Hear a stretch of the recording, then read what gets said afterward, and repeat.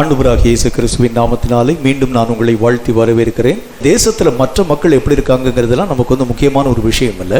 ஏன்னா வசனத்திலேயே ஆண்டவராகிய தேவன் சொல்லுகின்றார், தேசத்தில் இந்த ஆவிக்குரிய ஜனங்களை கொண்டே ஆண்டவராகிய தேவன் தேசத்தை ஆசீர்வதிக்கிறதோ சபிக்கிறதோ தேசத்துக்கு கிருபைகளை தருகிறதோ ஆவிக்குரிய ஜனங்களை மையப்படுத்திய ஆண்டவராகிய தேவன் கிரியைகளை நடப்பிக்க துவங்க ஆரம்பிக்கின்றார். நம்ம சரியாக இயங்க ஆரம்பிக்கிறது உண்டானாலே நிச்சயமாக தேசத்திலே வந்திருக்கக்கூடிய இந்த பிரச்சனைகள் எல்லாம் சமூலமும் ஆண்டவராகிய தேவனால் ஆசீர்வதிக்கப்பட முடியும் என்கிறதில் ஐயப்பாடு ஒன்றுமில்லை.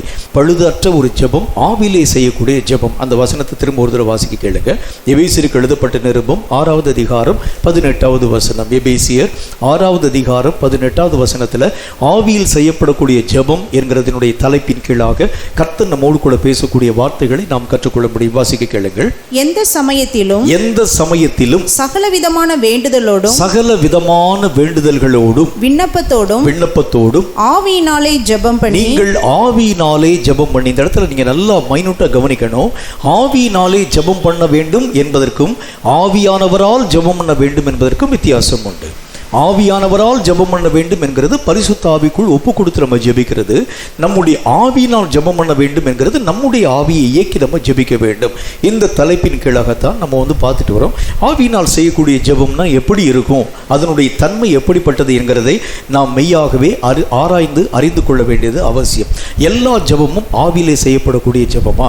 ஆவியிலே செய்யப்படக்கூடிய ஜெபத்துக்கும் சரீர பிரகாரமாக செய்யப்படக்கூடிய ஜெபத்துக்கும் என்ன வித்தியாசம் என்கிறதை நாம் கற்றுக்கொள்ள வேண்டும். சரீர பிரகாரமாக ஒரு ஜெபத்தை நீங்கள் செய்கிறது உண்டானால் அந்த ஜெபத்திற்கு பிசாசுகள் பயப்படுகிறது இல்லை. ஏன்னா ஜெபம் என்கிறது ஆவிக்குரிய பரிமாணத்தில் உருவாக்கப்படக்கூடியது. ஆவியினால் நம்முடைய ஜெபத்தை நம்ம ஏறெடுக்க ஆரம்பிக்கும் போதுதான் சாத்தான் இந்த ஜெபத்திற்கு நடுங்க துவங்க ஆரம்பிக்கின்றார். கர்த்தராகிய தேவனும் கூட இப்படிப்பட்ட ஜெபத்தை தான் உடனே அங்கீகரிக்க துவங்குகிறேன் என்கிற ஒரு வார்த்தையின் மூலம் பேசுகின்றார். ஆவியினால் இயங்கி தானியேல் பக்தன் ஜெபிக்க ஆரம்பித்த அந்த காலத்தில் வேத புஸ்தகத்தில் வாசிக்கிறோம். தானியேல் 9வது அதிகாரத்தில் உடனே தூதனாகிய கேப்ரியலை கர்த்தராகிய தேவன் அனுப்பி தேவன் தம்முடைய வார்த்தைகளை தானியேலோடு கூட பேசுகிறதை நாம் பார்க்க முடியும். அப்படின்னா இந்த ஆவிக்குரிய ஜெபம், நம்முடைய ஆவியினால் இயக்கப்படக்கூடிய ஜெபம் வான மண்டலங்களை அசைய பண்ணக்கூடியது என்கிறதை நாம் அறிந்து கொள்ள வேண்டும். வான மண்டலம்னா 2 பகுதி இருக்கிறது. வான மண்டலத்தில் ஒன்று ஆண்டவராகிய தேவனுடைய ஆதீனம் என்று அழைக்கப்படக்கூடிய கர்த்தருடைய ராஜ்யம், இன்னொன்று சாத்தானுடைய ராஜ்யம் என்று அழைக்கப்படக்கூடிய நரகத்தினுடைய உலகம், சாத்தானுடைய ஆளுகைக்கு உட்படுத்தப்பட்ட பகுதி. இந்த 2 காரியத்துக்கும் பேரு வானமண்டலம் தான். இந்த வானமண்டலத்தை அசைய பண்ணக்கூடிய அளவிற்கு உங்களுடைய ஜெபம் காணப்படுகிறது உண்டானால் மட்டும்தான் அந்த ஜெபத்துக்கு பேரு ஆவியின் ஜெபம், உங்களுடைய ஆவியினால் இயக்கப்படக்கூடிய ஜெபம் என்கிற தலைப்பின் கீழாக நம்ம பேச முடியும். இந்த ஆவியினுடைய காரியங்களை தொடாமல் நம்ம ஜெபிக்கிறது உண்டானா ஜெபிக்க முடியுமா? நல்லா ஜெபிக்க முடியும். எப்போ உட்கார்ந்தாலும் நம்ம வாட்டுக்கு வந்து 3 தலனையை போட்டு நம்ம வாட்டுக்கு வந்து ஆண்டவரே சோத்திரம் சோத்திரம் சோத்திரம் சொல்லி சும்மா நித்தியாச்சும் வாய்க்கு வந்தபடிலாம் நம்ம ஜெபிக்கிறோம். பக்கத்து வீட்டுக்காரன் குப்பை கொட்டுறான், ஏற்று வீட்டுக்காரன் சண்டைக்கு வர்றான், அடுத்த வீட்டுக்காரனுக்கு எனக்கு நில பிரச்சனை, இப்படிலாம் நம்ம ஜெபிக்க ஆரம்பிக்கிறது உண்டா. இந்த ஜெபம் நம்முடைய வீட்டு கூரையை கூட தாண்டாது. இது வானமண்டலத்தை அசைய பண்ணாது. இந்த மாதிரி ஜெபத்தை எல்லாம் பிசாசு வந்து ஒரு நாளும் தடுத்து நிறுத்தவே மாட்டான். அந்த மாதிரி ஜெபத்தினால் அவனுக்கு எந்த விதமான பாதிப்பும் வரப்போறதில்லை. ஆனால் ஆவியினால் இயக்கப்படக்கூடிய ஜெபத்தில் சாத்தானுக்கு பாதிப்புகள் வருகிறதுனால ஆவியினால் இயக்கப்படக்கூடிய ஜெபத்திற்கு விரோதமான காரியங்களை சாத்தான் உருவாக்குகிறார். ஆவியினால் இயக்கப்படக்கூடிய ஜெபம் என்றால் என்ன என்கிறதை பற்றி நாம் தெளிவாக பார்த்து கொண்டு வருகின்றோம். 2 விஷயத்தை பார்த்துட்டோம். இன்னைக்கு 3வதாக ஒரு காரியத்தை பற்றி அறிய வேண்டும். கொஞ்சம் நீங்கள் ஆழமாக இவைகளை நீங்கள் கவனிச்சா மட்டும்தான் இவைகளுக்கு ஏற்ற பலன்களை நீங்கள் உங்கள் வாழ்க்கையிலே நிச்சயமாய் பெற்றுக்கொள்ள முடியும். வசனத்தை வாசிக்க கேளுங்க. அப்போஸ்தலர் நடபடிகள் 22வது அதிகாரம் 7வது வசனம் துவங்கி 10வது வசனம் வரைக்கும் வாசித்து பார்க்கும் பொழுது அதுல ஒரு ஜெபத்தினுடைய முறைகளை பற்றி வேதம் நமக்கு இவ்விதமான வார்த்தையை சொல்கிறது. அப்போஸ்தலர் 22வது அதிகாரம் 7 முதல் 10 வரை இருக்கக்கூடிய பகுதியை வாசிக்க கேளுங்கள். நான் கரையிலே விழுந்தேன். அப்பொழுது சவுலே சவுலே நீ என்னை ஏன் துன்பப்படுத்துகிறாய் என்று என்னுடனே சொல்லுகிற ஒரு சத்தத்தை கேட்டேன். என்னோடு சொல்லக்கூடிய ஒரு சத்தத்தை நான் கேட்டேன். அதற்கு நான் ஆண்டவரே நீர் யார் என்றே அவர் நீ துன்பப்படுத்துகிற நசரேயனாகிய இயேசு நானே என்றார். என்னுடனே கூட இருந்தவர்கள் வந்தவர்கள் வெளிச்சத்தை கண்டு பயமடைந்தார்கள். என்னுடனே பேசினவருடைய என்னோடு கூட பேசினவருடைய சத்தத்தையோ அவர்கள் கேட்கவில்லை. அப்பொழுது நான் ஆண்டவரே நான் என்ன செய்ய வேண்டும் என்றேன். அதற்கு கர்த்தர் நீ எழுந்து தமஸ்குவுக்கு போ. நீ செய்யும்படி நியமிக்கப்பட்டவைகள் எல்லாம் அங்கே உனக்கு சொல்லப்படும் என்றார். இதில் ஒரு பெரிய ஒரு சம்பவம் நடக்குது. சவுல் என்று அழைக்கப்படக்கூடிய அந்த மனுஷன் தேசத்தில் பெரிய காரியங்களை உருவாக்கக்கூடியவன், கமாலியல் பாதத்தில் உட்கார்ந்து கற்றுக்கொண்டவன், நிறைய ஆவிக்குரிய மக்களை துன்பப்படுத்துகிற ஒரு மனுஷனாய் காணப்பட்டவன். உங்களுக்கே நல்லா தெரியும், ஒரு சில முக்கியமான வேலைகளை தேச அரங்கில் செயல்படுத்த ஆரம்பிக்கிறது உண்டான ஒரு கூட்டம் கூடி வருகிறத நம்ம வந்து பார்க்க முடியும். இந்த மாதிரி சவுல் கூட நிறைய ஜனங்கள் வரக்கூடிய நேரத்தில் திடீரென்று வானத்திலிருந்து ஒரு சடுதியான ஒரு ஒளி ஒன்று அவர் மேலே வந்து விழ ஆரம்பிக்கிறது. உடனே அந்த குதிரை மேலே உட்கார்ந்து சவுல் அப்படி கீழே விழுந்துட்டார். கீழே விழுந்த மாத்திரத்தில் அந்த நேரத்தில் ஒரு சத்தம் ஒன்று கேட்கிறது. இந்த ஆண்டவராகிய தேவன் அவரோடு கூட பேசுகிறார். முள்ளிலே உதைக்கிற உனக்கு கடினம்பா அப்படின்னு பேசுகிறார். உடனே இவர் கேட்கிறார், ஆண்டவரே நீர் யாருன்னு கேட்கிறார். நீ துன்பப்படுத்தக்கூடிய இயேசு நான் தான் அப்படின்னு சொல்றார். அடுத்தது ஆண்டவராகிய தேவனை பார்த்து சவுல் கேட்கிறார், ஆண்டவரே நான் என்ன செய்ய சித்தமாக இருக்கீங்கன்னு கேட்கிறார். இந்த முதல்ல பேசின வார்த்தைக்கும் இப்போ பேசுகிற வார்த்தைக்கும் ஒரு வித்தியாசம் உண்டு. முதல்ல ஒரு அமானுஷ்யமான ஒரு சக்தி அப்படின்னா வந்து என்ன அர்த்தம்னா, நம்மளால் வந்து கற்பனைக்கு எட்டாத ஒரு காரியம் திடீர்னு நடக்குது. வானத்திலிருந்து சடிதாக ஒரு வெளிச்சம் வருது. அவர் மேலே விழுந்தவர் அவர் வந்து குதிரையிலிருந்து கீழே விழுந்துட்டார். கீழே விழக்கூடிய நேரத்தில் ஒரு சத்தம் வானத்திலிருந்து கேட்கிறது. இதுவரைக்கும் அவர் கேள்விப்படாத ஒரு குரல் அவர் கேட்கிறார். உடனே அவருக்கு பயம் உருவாக்கப்பட்டு அது என்னமா இருக்கும் அப்படிங்கிறத பற்றி அவர் வந்து கேட்குறாரு. கேட்ட உடனே நீ துன்பப்படுத்தக்கூடிய இயேசு நான் தான் அப்படிங்கக்கூடிய அதுக்குரிய அந்த பதில் உத்தரவு சொல்லி முடிச்சிட்டார். இப்போ இதில் தான் நம்ம வந்து கொஞ்சம் ஆழமாக நம்ம வந்து பார்க்கணும். முதலாவது சந்தேகத்தை ஆண்டவர்கிட்ட கேட்குறாரு, இது என்னது அப்படின்னு கேட்கும்போது அது நான் தான்ப்பா அப்படின்னு ஆண்டவர் சொல்லிட்டார். இப்போ ரெண்டாவது அப்போஸ்தலனாகி அதாவது அந்த சவுல் திரும்ப ஆண்டவரோடு கூட பேசுகிறார். இந்த பேசக்கூடிய காரியத்துக்கு பேர் ஜெபம் என்கிறதை நான் சொல்கிறேன். நான் என்ன செய்யணும்னு கேட்குறாரு.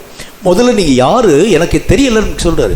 இது என்ன மாதிரியான ஒரு காரியம் என்கிறத பற்றி எனக்கு தெரியல, திடீரென்று ஏதோ ஒரு காரியம் நடந்திருக்கு, இது என்னதுன்னு சொல்லி பயந்து சந்தேகம் அடைந்து கேட்கிறாரு. இதுக்கு பேர் ஜெபம் அல்ல, அதுக்கு பேர் சந்தேகப்பட்டு கேட்கிறது. ரெண்டாவது காரியம் கேட்கிறார், நான் என்ன செய்ய சித்தமாக இருக்கிறேன்னு கேட்கக்கூடிய அந்த தன்மைக்கு பேர் ஜெபம். இந்த ஜெபம் எப்படிப்பட்ட ஜெபமாக இருக்கிறது? ஆவியிலே சொல்லப்படக்கூடிய ஜெபம். இந்த ஆவியிலே சொல்லப்படக்கூடிய ஜெபத்திற்கு என்ன பதிலாக கொடுக்கப்படுகிறதுன்னு சொன்னால், ஆண்டவராக தேவன் அவரோடு கூட பேசுகின்றார். நீ செய்ய வேண்டியது உனக்கு மெய்யாகவே அறிவிக்கப்பட போகிறது. நான் உனக்கு சொல்ல போகிறேன். நீ எனக்காக செய்ய வேண்டிய ஒவ்வொரு காரியத்தையும் பற்றி நான் உனக்கு சொல்ல போகிறேன். ஆவியிலே செய்யப்படக்கூடிய ஜெபம் தேவனோடு கூட நேரடியான தொடர்பை உள்ளதாய் காணப்படுகிறது. இதில் யாரும் உங்களுக்கு வந்து சப்போர்ட்டிவ் பண்ண வேண்டிய அவசியமே இல்லை. இந்த ஜெபத்தில் யாராச்சும் எனக்கு வந்து ஹெல்ப் பண்ண மாட்டாங்களா, யாராச்சும் எனக்கு உதவி செய்ய மாட்டாங்களா, கர்த்தருடைய காரியங்களை எனக்கு கற்பித்து தர மாட்டாங்களா, சொல்ல வேண்டிய அவசியம் இல்லை. என்னுடைய ஜெபங்கள் கர்த்தராகிய தேவனால் அங்கீகரிக்கப்படுகிறது உண்டானால் அதுக்குரிய பதில் உத்தரவை ஆண்டவருடைய சமூகத்திலிருந்து எப்படி நாம் பெற்றுக்கொள்ள முடியும்? யாராச்சும் யார் மூலமாக வாகிலும் கர்த்தர் என்னோடு கூட பேசி அதற்குரிய பதிலை தருவாரான்னு சொல்லி நீங்கள் உட்கார்ந்துருந்தா உங்கள் ஜெபம் மாம்சத்தினால் உருவாக்கப்பட்ட ஜெபம். ஆவியில் ஏற்படக்கூடிய ஜெபம்னா என்ன அர்த்தம்னா, நீங்கள் பேசுவீர்கள், கர்த்தராகிய தேவன் ஏதோ நான் இருக்கிறேன் என்று பதில் சொல்லுவார். இது வந்து டைரக்ட் கனெக்ஷனாக உங்கள் ஆவியும் தேவனுடைய ஆவியும் இணைக்கப்படக்கூடிய ஒரு மேன்மையான ஒரு அனுபவம். இந்த மாதிரியான ஒரு அனுபவத்துக்கு தான் ஆதி காலத்திலே காணப்பட்டிருக்கக்கூடிய அநேகம் தேவனுடைய பிள்ளைகளும் பரிசுத்தவான்களும் இந்த அனுபவத்தை வாஞ்சித்து காத்திருக்க ஆரம்பித்தாங்க. இந்த அனுபவம் எதுக்காக நம்முடைய வாழ்க்கையில் வரணும் அப்படின்னா, அந்த கடைசி காலத்தில் உபதேசங்களில் நிறைய கலப்புகள். இப்போ உதாரணமாக நானே உங்களுக்கு ஒரு பிரசங்கம் மட்டும்னு வச்சுக்கோங்களேன். இந்த பிரசங்கத்தினுடைய வாக்கியமாக நான் எடுக்கக்கூடிய வார்த்தையில் நான் நிறைய விஷயங்களிலே கர்த்தருடைய வார்த்தைகளிலே சில காரியத்தை பேசுகிறேன். கர்த்தருடைய வார்த்தைகள் போக என்னுடைய சொந்த அனுபவ அறிவிலே தோன்றக்கூடிய சில வார்த்தையும் பேசுகிறேன்.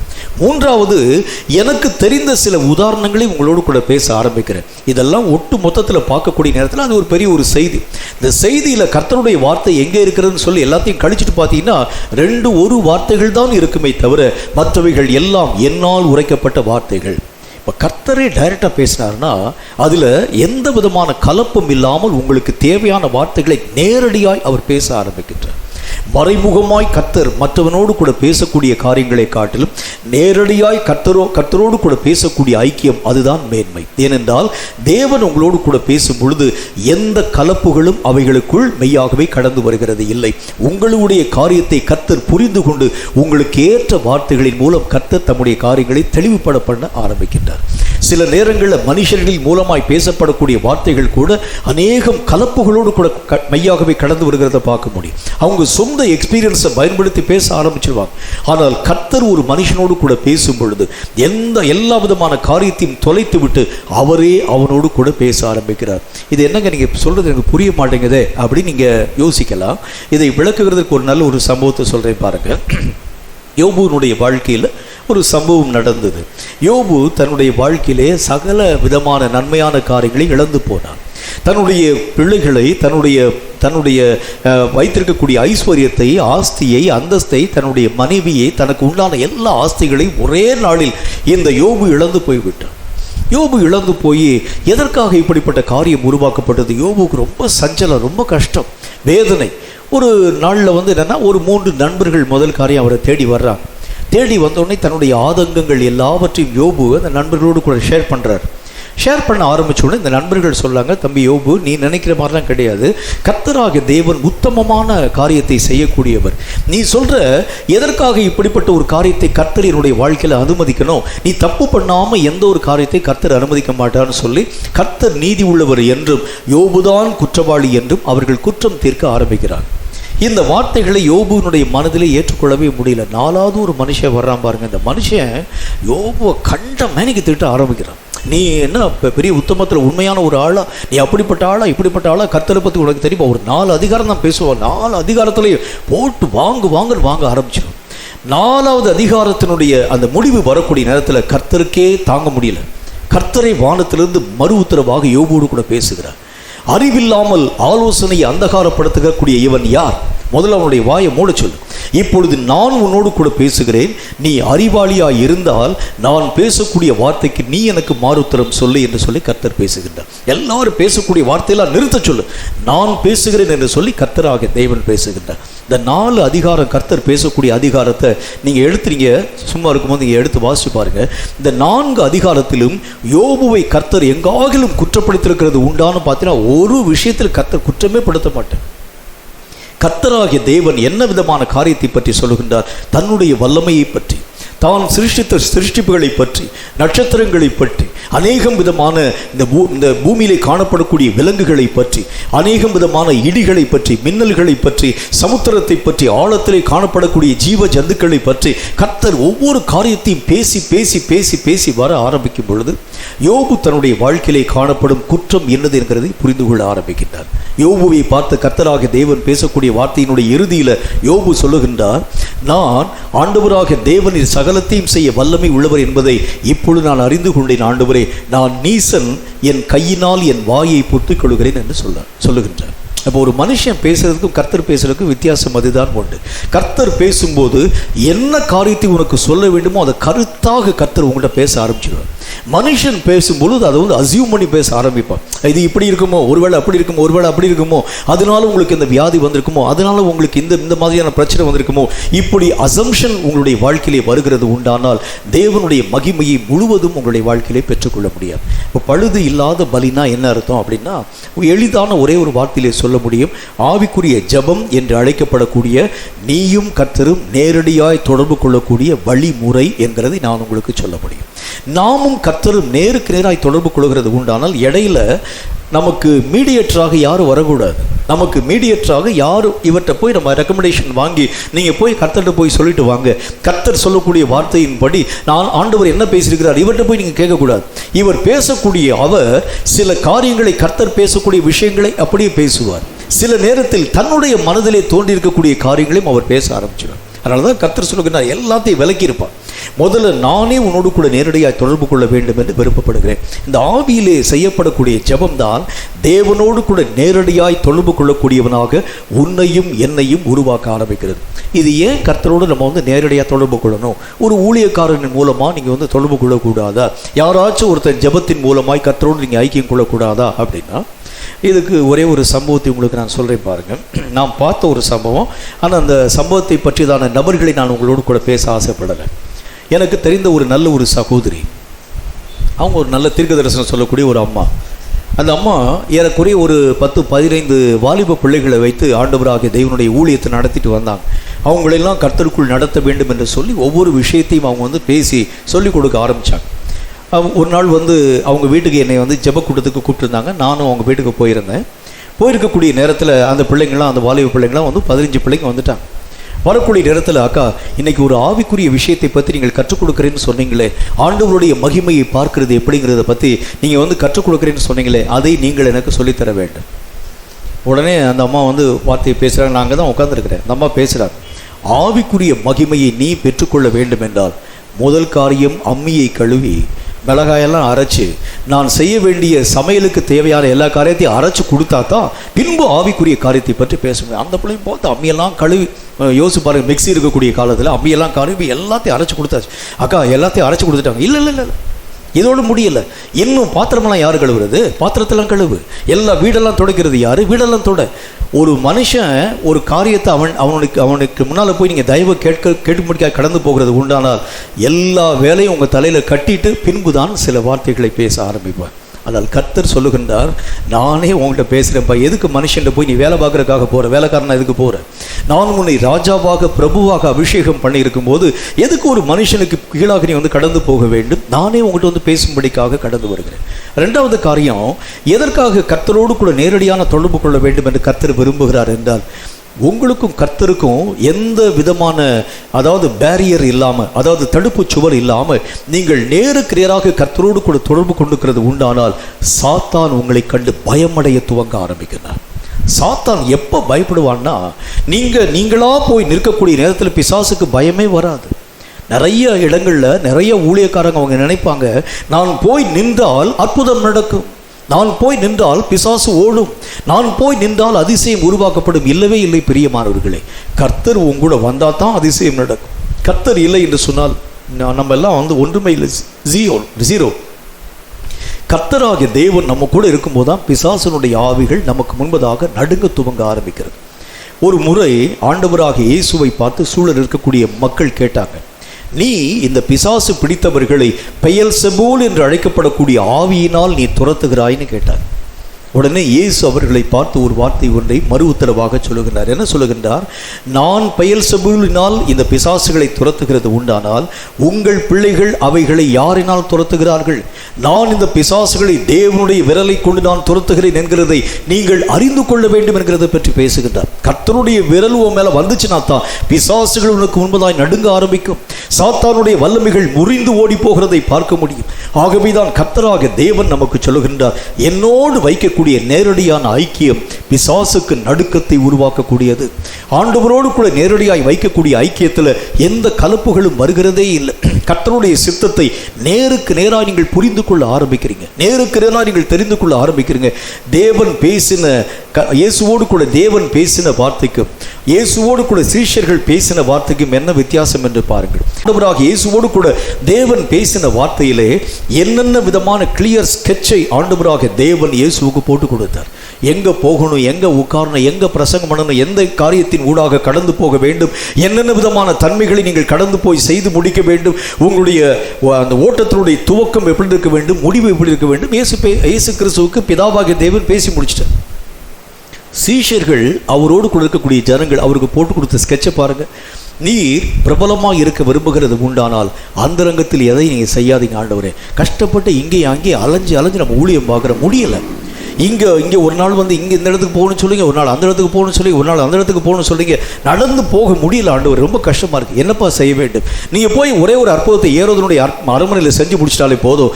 ஏரோதின் மூலமாய் ஒரு ஆர்டரை போட்டு ஆண்டவராகிய இயேசு கிறிஸ்துவை சொந்த ரட்சகராய் இந்த தேசத்திலே காணப்படும் எல்லா ஜனங்களும் ஏற்றுக்கொள்ள வேண்டும்னு சொன்னால் ஒரே நாளில் எல்லா ஜனமும் ஏற்றுக்கொள்வாங்க. எதுக்குங்க அங்கேயும் போய் அலைய வேண்டும்? இவங்க பேசின வார்த்தைக்கும் பிதா பேசின வார்த்தைக்கும் எவ்வளோ வித்தியாசம் பார்த்தீங்களா?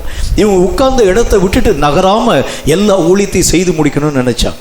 ஆனால் பிதாவாகிய தேவன் சொன்னார், நீ உன்னையே தகனமாக ஒப்பு கொடுக்கணும், நீ தியாகமாக ஒப்புக்கொள்ளணும். அதான் பிதாவாகிய தேவனுடைய விருப்பம்.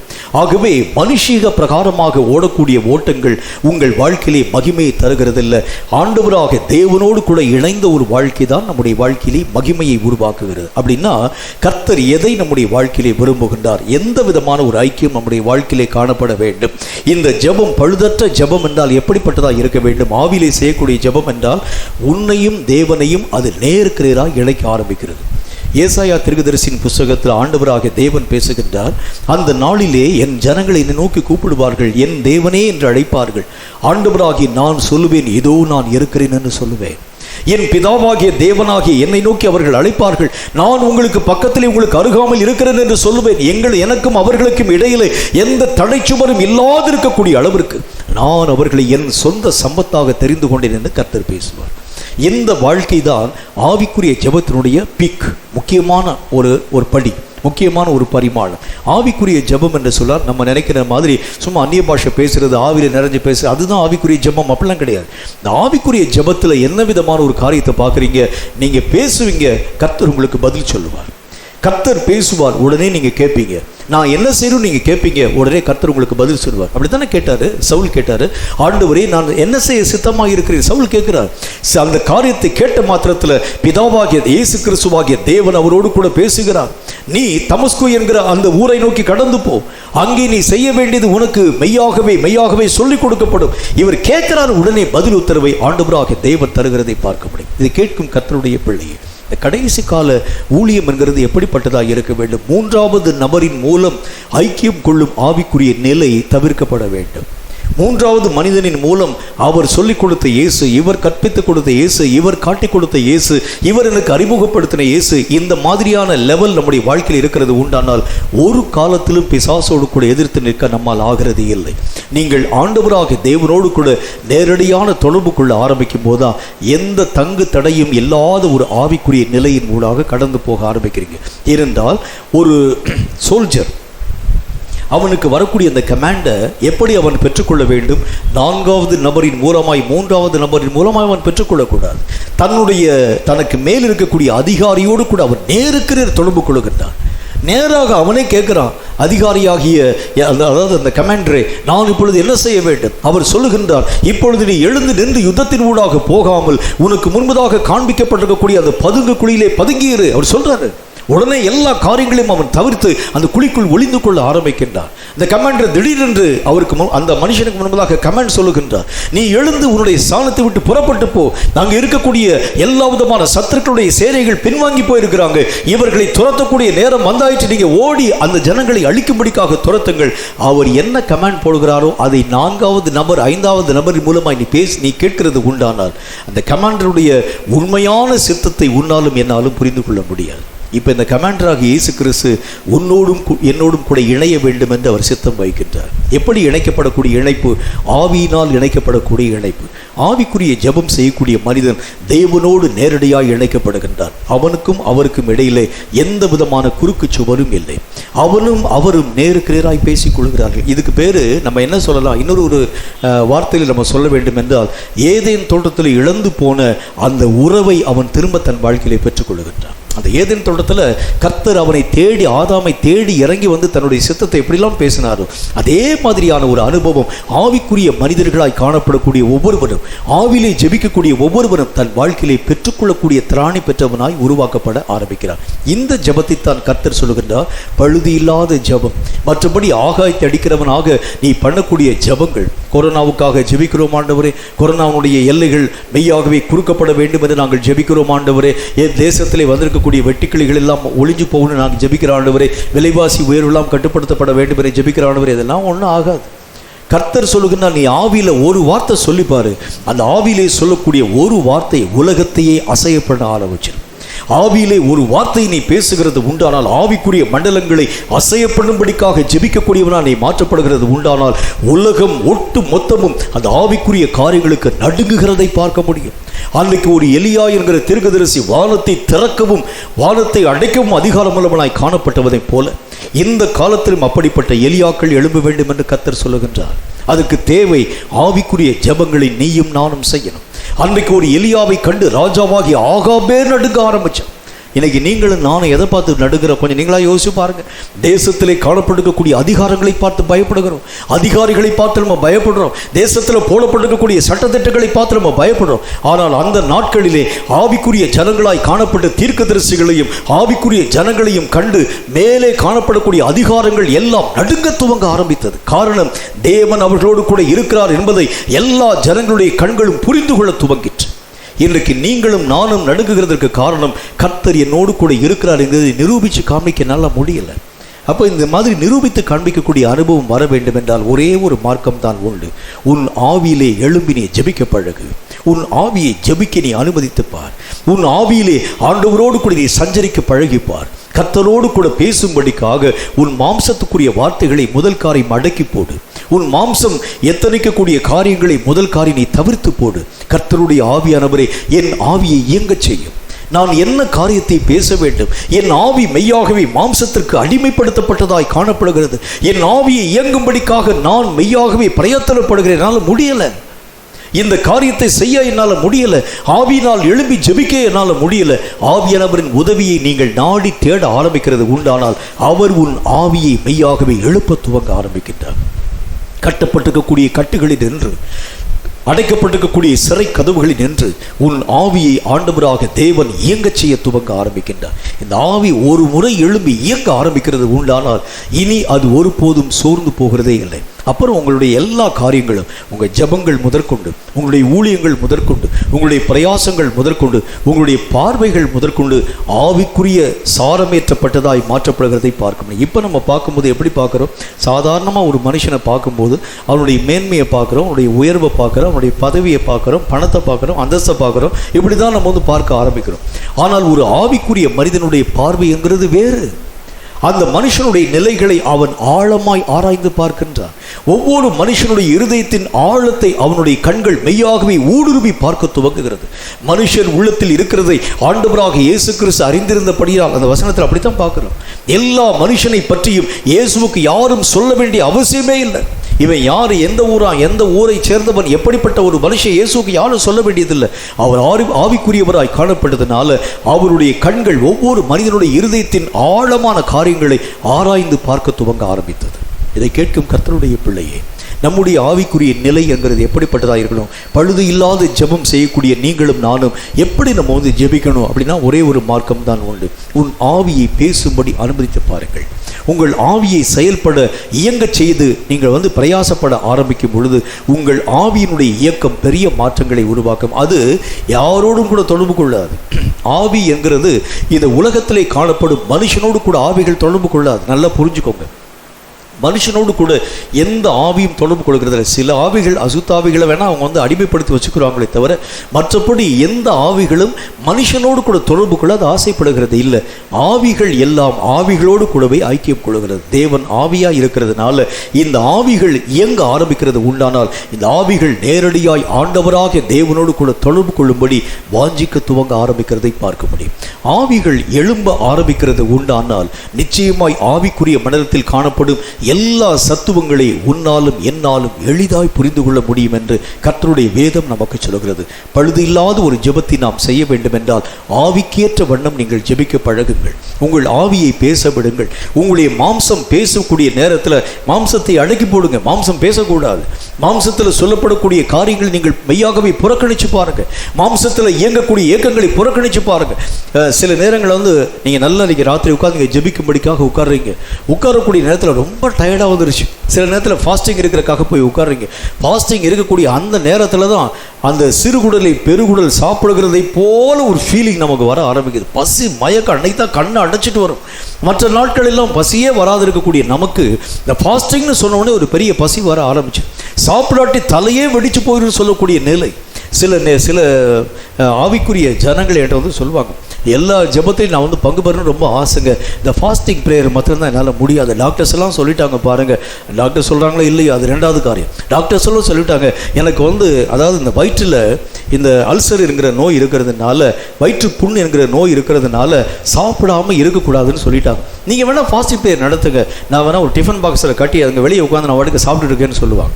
கர்த்தருடைய வேதம் சொல்கிறது, உன் மாம்சத்திற்கு நீ அடங்கி இருக்கக்கூடிய வரைக்கும் உன் ஆவியை எழும்ப செய்ய முடியாது. மாம்சம் சொல்லக்கூடிய வார்த்தைக்கு கீழ்ப்படியக்கூடிய வரைக்கும் உன்னுடைய ஆவி எழும்புகிறதே இல்லை. அந்த ஆவி எழும்ப வேண்டும் என்றால் மாம்சத்தை கீழ்ப்படுத்த வேண்டியது அவசியம், அடிமையாக்க வேண்டியது அவசியம்.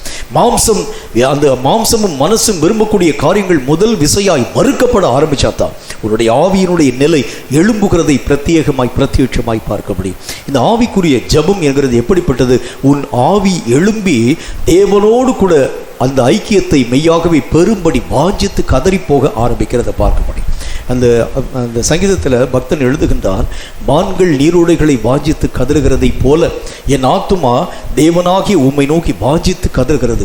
ஒவ்வொரு மனுஷனுக்குள்ளும் இருக்கக்கூடிய ஆவி என்று அழைக்கப்படக்கூடிய உள்ளார்ந்த மனிதன் தேவனோடு கூட ஐக்கியம் கொள்ள அவன் வாஞ்சியோடு கூட கதற ஆரம்பிக்கிறான். அவனை ஒரு தடவை நீ அவுத்து விட்டு பாருங்க, அவுத்து விட்டு பார்த்தீங்கன்னா அவன் நேரடியாக கர்த்தரோடு கூட நேருக்கிறதாய் தொடர்பு கொள்ளும்படி கடந்து போக ஆரம்பிச்சிடும்.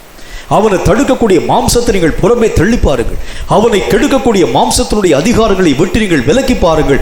அவன் ஒரே ஓட்டமாய் ஓடி தேவனோடு கூட ஐக்கியம் கொள்ளக்கூடியவனாய் விளங்க ஆரம்பிக்கிறதை பார்க்க முடியும். இதை கேட்கும் கர்த்தருடைய பிள்ளையே, ஆவியின் ஜெபம் என்றால் என்ன? ஆவியிலே நம்ம செய்யக்கூடிய ஜெபம் என்றால் என்ன? எந்த தொடர்பையும் ஆவியின் ஜெபம் மெய்யாகவே அங்கீகரிக்காது. மனுஷன் பேசும் எந்த சத்தத்திற்கும் இந்த ஆவியானது ஒருபோதும் தன்னுடைய வாழ்க்கையிலே அவைகளை ஏற்றுக்கொண்டு அவைகளை தன்னுடைய வாழ்க்கையிலே அங்கீகரித்து அவைகளை தன்னுடைய வாழ்க்கையிலே வைத்துக்கொண்டு அவைகளுக்கு ஏற்ற வண்ணமாக இயங்கவே இயங்காது. அதில் அந்த ஆவிகள் திருப்தி அடைகிறது இல்லை. ஆவிக்குரிய ஒரு மனுஷனுடைய நிலை என்றால் ஆவிக்குரிய நிலைகளில்தான் அந்த மனுஷன் திருப்தியை தன்னுடைய வாழ்க்கையிலே பெற்றுக்கொள்ள ஆரம்பிக்கிறான். கர்த்தருக்குள்ளாகத்தான் நம்ம திருப்தியை அடைய ஆரம்பிக்கிறான். மற்ற எந்த உலக ரீதியான காரியங்களும் அவன் வாழ்க்கையிலே திருப்தியான விஷயங்களை தருகிறதில்லை. நிறைய சம்பளம் வந்துருச்சுங்க, ரொம்ப நான் இப்போ சந்தோஷமாக இருக்கிறேன், எனக்கு நல்ல ஒரு வீடு கட்டிட்டேங்க, ரொம்ப நான் சந்தோஷமாக இருக்கிறேன், என்னுடைய பிள்ளைகளெல்லாம் நான் கல்யாணம் பண்ணி கொடுத்துட்டேங்க, இனி எனக்கு பிரச்சனையே இல்லை. இந்த வார்த்தை மாம்சீக பிரகாரமான மனுஷனுக்கு தான் வருமே தவிர ஆவிக்குரிய மனுஷனுக்கு வரக்கூடிய வார்த்தை எப்படி இருக்கும் பாருங்க. என் பிள்ளைங்க இன்னும் ஆவியில் வளரணும், என் பிள்ளைங்க இன்னும் ஆண்டருக்குள்ளே வளரணும், நானும் இன்னும் கர்த்தருக்குள்ளே கற்றுக்கொள்ள வேண்டும், கர்த்தரோடு கூட நான் நெருங்கின ஐக்கியம் கொள்ளணும், இன்னும் நான் கர்த்தரை பார்க்கல, கர்த்தரோடு கூட ஐக்கியம். இதுதான் அவனுடைய வாழ்க்கையினுடைய வாஞ்சியாக இருக்கு. எல்லாம் முடிஞ்சிருச்சு, எல்லா காரியத்தையும் இப்போ நான் நிறைவு பண்ணிட்டேன், இனி என்னுடைய வாழ்க்கையில் வரக்கூடிய சம்பளத்தை வாங்கிட்டு பேசாமல் நான் நிம்மதியாக ஒரு ஈஸ்டரை அந்த வாசலில் போட்டு காலாட்டு கொண்டு உட்கார்ந்துருக்கக்கூடிய நிலையை கர்த்தர் எனக்கு தந்திருக்கின்றார். செழிப்பான வாழ்க்கை வாழ்கிறேன். இதெல்லாம் செழிப்பான வாழ்க்கை.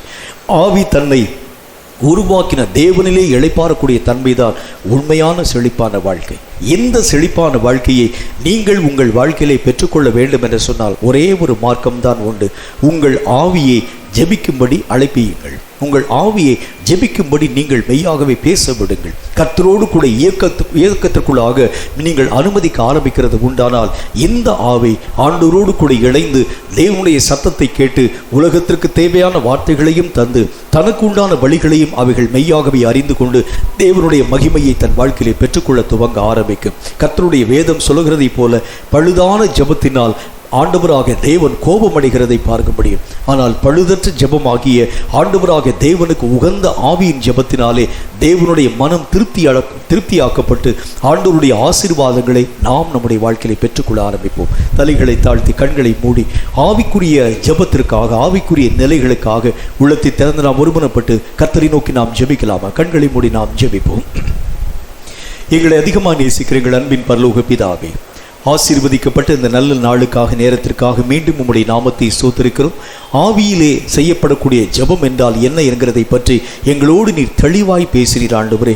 ஒரு ஆவியானது தேவனோடு கூட தொடர்பு கொள்ளக்கூடிய விஷயத்தில் தான் திருப்தி அடைகிறதை தவிர வேறு எதிலும் அது தன்னுடைய வாழ்க்கையை திருப்தியை பெற்றுக்கொள்கிறது இல்லை ஆண்டவரே. உண்மையாகவே இப்படிப்பட்ட ஒரு அனுபவத்திற்காகவே ஒவ்வொரு ஆவிக்குரிய மனிதனையும் கர்த்தராக தேவன் அழைப்புகின்றேன். பழுதான பலிகள் என்று அழைக்கப்படக்கூடிய சரீர பிரகாரமான ஜெபங்கள், சூழ்நிலைகளுக்கு ஏற்ற ஜெபங்கள், மனம் போன போக்கின்படியை பிதற்றக்கூடிய வார்த்தைகள், இவைகள் ஒன்றும் ஆண்டவருடைய ராஜ்யத்தை ஒரு நாளும் வந்து அடைகிறது இல்லை என்று நாங்கள் பார்த்தோமே. இந்த நாளிலும் கூட உண்மையான ஆவிக்குரிய ஜெபத்தை செய்து பழுதற்ற ஜெபத்தின் ஊடாக நாங்கள் கடந்து போய் எங்கள் தேவனுடைய நாமத்தை மகிமைப்படுத்தவும் தேவனுடைய சித்தத்தை புரிந்து கொண்டு இந்த உலக ரீதியிலே காணப்பட்டிருக்கக்கூடிய எல்லா பிரச்சனைகளையும் எங்கள் ஆவிக்குரிய வல்லமையினால் தீர்த்து அவைகளுக்கு ஏற்ற சகலவிதமான மகிமைகள் அவைகளை பூமிக்கு நாங்கள் வாங்கி கொடுக்கவும் தக்கதாக உமக்கும் எங்களுக்கும் எந்த தடையும் இல்லாதிருக்கக்கூடிய நேரடியான தொடர்பை நாங்கள் பெற்றுக்கொள்ள எங்கள் ஒவ்வொருவருக்கும் கிருபை தந்து ஆசீர்வதிக்க வேண்டும் என்று நாங்கள் ஜெபிக்கிறோம். இந்த வார்த்தைகளை கேட்ட ஒவ்வொரு பிள்ளையினுடைய ஆவிக்குரிய வாழ்க்கையிலும் ஒரு புதிய மாற்றத்தை, எழுப்புதலை தந்து ஆசீர்வதிக்க வேண்டும் என்று இயேசு கிறிஸ்துவின் நாமத்தினால் ஜெபித்திருக்கிறோம் எங்கள் பரிசுத்தமுள்ள நல்ல பிதாவே, ஆமென். இந்த வார்த்தைகளை கேட்டு உங்கள் ஒவ்வொருவரையும் கர்த்தர் அளவில்லாமல் ஆசீர்வதிப்பாராக. இந்த வார்த்தையின்படி ஆவியை இயங்கச் செய்யுங்கள். ஆண்டவரோடு கூட ஐக்கியம் கொண்டு இந்த உலகத்திலே பெரிய காரியங்களை சாதிக்கும் மக்களாய் தேவன் உங்களை உருவாக்குவார் என்பதில் சந்தேகமில்லை. கர்த்தர் தாமே உங்களை அளவில்லாமல் ஆசீர்வதிப்பாராக. ஆமென்.